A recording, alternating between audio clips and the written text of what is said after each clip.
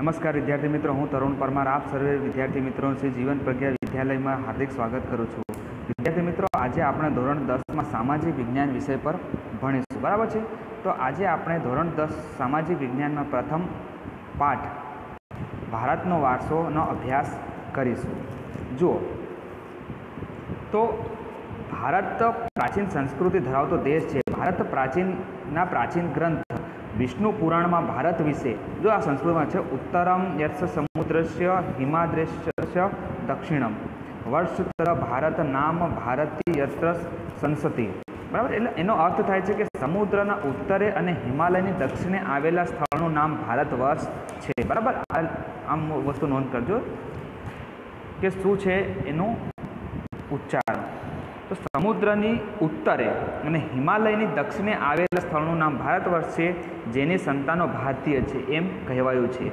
भारतमां शुभ कार्य प्रसंगे लेवाता संकल्पोमां भारतवर्ष, भरतखंड, जंबूद्वीप, आर्यवर्त वगैरह शब्दों उपयोग थाय छे। पूर्व, पश्चिम, दक्षिण त्रण दिशाओं समुद्र अने उत्तर दिशा में हिमालयनी गिरिमाला एवी रीते कुदरती सीमाओं धरावतो आपणो देश छे।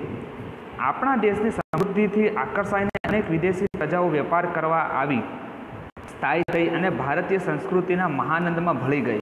आ आदान प्रदाननी परस्पर प्रक्रिया द्वारा देशमां अनेक परिवर्तनों जोवा मळ्या छे अने ए रीते एक पेढ़ीमांथी बीजी पेढ़ीमां आपणा वारसानुं हस्तांतरण थयुं छे अने तेनो सातत्यपूर्ण विकास थयो। हवे भारतनुं स्थान अने विस्तार, बराबर छे। तो आ ना पर जोईए तो वर्तमान भारतना स्थान, कद अने विस्तार विषे आपणे धोरण 9 में अभ्यास करी गया।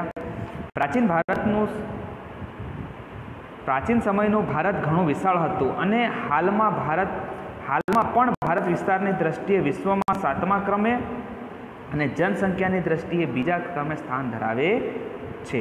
ચલો એના પછી છે વૈવિધ્યસભર વારસો। ભારત ભૂમિએ આપણને અને વિશ્વને સમૃદ્ધ અને વૈવિધ્યસભર વારસો આપ્યો છે। भारतीय संस्कृति शांतिप्रिय अने वेपारी रही है।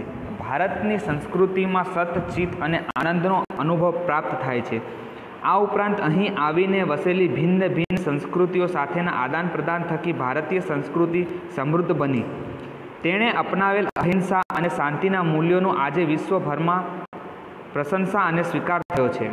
सिंधु खीणनी संस्कृतिना लोकोथी शरू करीने आज दिन सुधीना लोकोए भारतने पोतानी आवडत, बुद्धि, शक्ति अने कला कौशल्य द्वारा समृद्ध बनाव्युं छे। भारतना भव्य वारसाना निर्माण अने घड़तर माटे अनेक ऋषि मुनिओ, संतो, विदुषीओ, विद्वानों, चिंतकों, कलाकारों, कारीगरों, वैज्ञानिकों, संशोधकों, साहित्यकारों, शिक्षणशास्त्रीओ, राजनीतिज्ञों, इतिहासकारों, सामाजिक सुधारकों वगैरेनो अगत्यनो फाळो छे। तेमना धर्म, शासन, शैली, भाषा, कला, चित्र, बोली, पहेरवेश अने रीत रिवाजों वगैरह पण भारतने मळ्या। आ रीते भारत में जातिगत संस्कृतिनुं निर्माण थयुं। चलो एना पछीनो आपणो मुद्दो छे संस्कृतिनो अर्थ।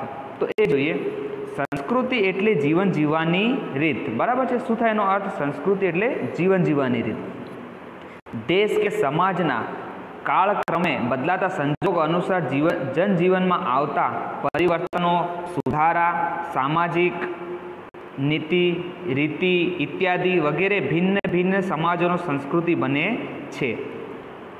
संस्कृति एटले मानव मननु खेडाण अने तेमां मानव समाजनी टेवो, मूल्यों, आचार विचार, धार्मिक परंपराओं, रहनी करनी अने जीवन ने उत्तम ध्येय सुधी लई जता आदर्शों सरवाळो एम पण कही शकाय।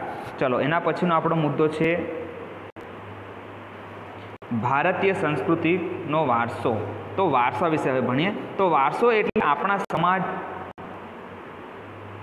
वारसो एटले आपणने आपणा पूर्वजों तरफथी मळेली अमूल्य भेट। आ तमारी नोटमां नोंध करी लेजो के वारसो एटले शुं थाय। तो वारसो एटले आपणने आपणा पूर्वजों तरफथी मळेली भेट के जे आपणा पूर्वजों मूकी गया छे ए। भारतनो इतिहास हजारों वर्ष पुराणो छे।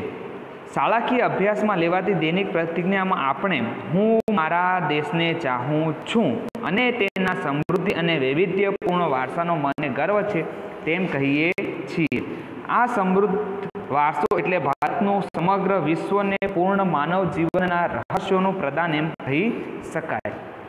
ભારતના આ વારસાને નીચે દર્શાવેલ બે વિભાગોમાં વહેંચીને સમજીએ. તો પહેલો છે ભારતનો પ્રાકૃતિક વારસો અને બીજું છે ભારતનો સાંસ્કૃતિક વારસો. તો આપણે પહેલો મુદ્દો જોઈએ, ભારતનો પ્રાકૃતિક વારસો કોને કહેવાય? તો પ્રાકૃતિક એટલે કે પ્રકૃતિ, કુદરત. તો પ્રકૃતિ, પર્યાવરણ અને માનવ જીવનની વચ્ચે નિકટતમ સંબંધોનું પરિણામ એટલે પ્રાકૃતિક વારસો. બરાબર છે, આ વસ્તુ નોંધ કરી લેજો કે પ્રકૃતિ, પર્યાવરણ અને માનવ જીવનની વચ્ચેના નિકટતમ સંબંધોનું પરિણામ એટલે પ્રાકૃતિક વારસો.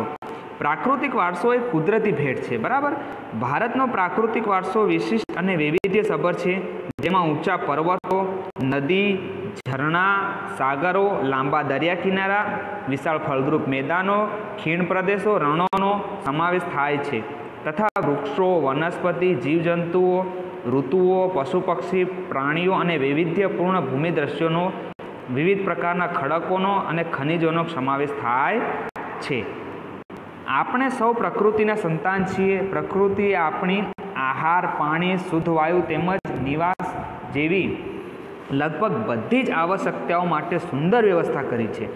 પ્રકૃતિ સાથેનો આપણો વ્યવહાર શ્રદ્ધાપૂર્ણ હોવાને ઉદાહરણો પંચતંત્રની વાર્તાઓ અને બૌદ્ધ ધર્મની જાતક કથાઓમાં જોવા મળે છે. આપણા લોકસંગીત અને શાસ્ત્રીય સંગીતમાં પણ ઋતુઓ અને પ્રકૃતિ સાથેનો સંબંધ જોવા મળે છે. આપણા ગીતો, તહેવારો, કવિતાઓ, ચિત્રોમાં પ્રકૃતિ અને ઋતુચક્રનું નિરૂપણ જોવા મળે છે.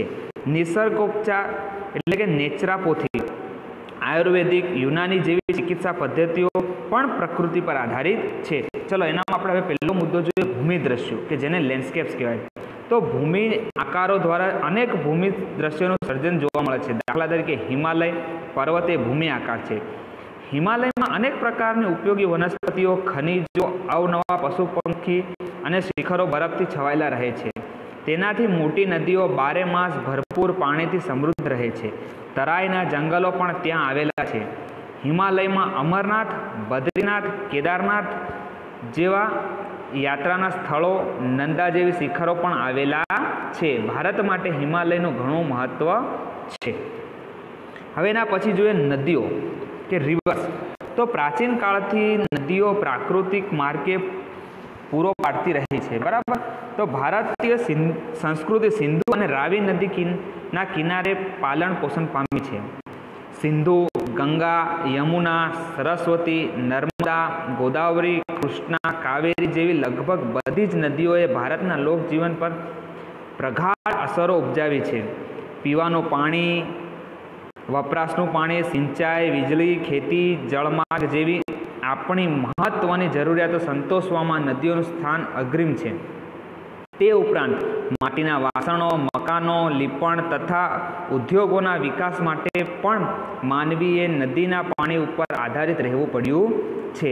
આમ નદીઓએ ભારતીય પ્રજાજીવનને સમૃદ્ધ બનાવ્યું છે. આપણી સંસ્કૃતિમાં પ્રાચીન કાળથી નદી કિનારાના ઉષા અને સંધ્યાના વિવિધ ભૂમિ દ્રશ્યો દ્વારા ભરપૂર સૌંદર્ય, કલાસૂઝ અને કૌશલ્યનો વિકાસ પણ આ પ્રકૃતિના વારસામાં મળ્યો છે. તેથી આપણે નદીને લોકમાતાનું બહુમાન આપ્યું છે. હવે ત્રીજું છે વનસ્પતિ જીવન, જેને વેજીટેશન તરીકે ઓળખાય છે. તો ભારતની પ્રજા આદિ સમયથી પર્યાવરણ પ્રેમી રહી છે, જેને સાક્ષી તેનો વૃક્ષ પ્રેમ, પુષ્પ પ્રેમ અને છોડવાઓ પ્રત્યે આધારભૂત સૂચવે છે. માણસ, પ્રાણી, પશુ પક્ષીના આહાર માટે વનસ્પતિ પર આધાર રાખવો પડે છે. ભારતમાં વડ, પીપળો, તુલસી વગેરેની પૂજા ધૂપ દીપ કરવામાં આવે છે. વટ સાવિત્રીના વ્રતમાં વડની પૂજા કરવામાં આવે છે. અનાજ, કઠોળ, તેલીબિયાના છોડ, ધન ધાન્યથી લહેરાતા ખેતરો, વનસ સમૃદ્ધિથી ભરેલા જંગલો અને ઔષધિઓ માટે ઉપયોગી છોડવાઓએ આપણને અતિ પ્રાચીન કાળથી જીવનને સમૃદ્ધ બનાવ્યું છે. હરડે, આંબળા, બહેડા, કુવાકાઠું, અરડુસી, લીમડો વગેરે ઔષધિઓ તથા મોગરો, ગુલાબ, કમળ, ડમરો, સૂરજમુખી, ચંપો, નિષ્ગંધ, જુઈ વગેરે જેવા પુષ્પોએ માનવ જીવનને ખૂબ સુંદર, સુવાસિત, નિરામય અને સમૃદ્ધ બનાવ્યું છે. આમ ભારતના સામાજિક અને ધાર્મિક જીવન પર વનસ્પતિના અસરકારક પ્રભાવ રહ્યા છે. ચોથું છે વન્યજીવન. તો એને વાઇલ્ડ લાઈફ.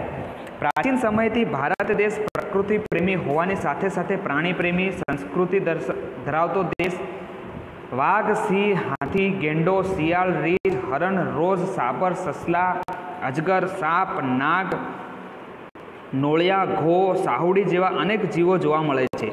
विश्वमां एशियाई सिंहो मात्र गुजरातना गीરના जंगलोमां जोवा मळे छे। આપણી ધાર્મિક માન્યતાઓમાં લોકોએ કેટલાક વન્યજીવો જેમ કે વાઘ, મોર, મગર, ગરુડ વગેરેને દેવી દેવતાઓના વાહન તરીકે સ્થાન આપ્યું છે। આપણી રાષ્ટ્રીય મુદ્રામાં પણ 4 સિંહ, ઘોડા, હાથી તથા બળદની આકૃતિ મૂકીને તેનું મૂલ્ય આંક્યું છે। વળી આ વન્યજીવોની રક્ષા માટે અભયારણ્યો બનાવી તેમના જીવનની સુરક્ષા માટે કાયદા પણ ઘડેલા છે। તો વિદ્યાર્થી મિત્રો, આજે આપણે અહીં સુધી ભણીશું। તો આજે જે કંઈ પણ મેં શીખવ્યું છે, ચલાવ્યું છે, તમારે बराबर ध्यान थी वाँची लेवुं अने याद करी लेवुं। बराबर है। तो आ बीजो मुद्दो आना पछीनो छे भारतनो सांस्कृतिक वारसो। ए आवता नेक्स्ट पीरियड में आपणे जोईशुं।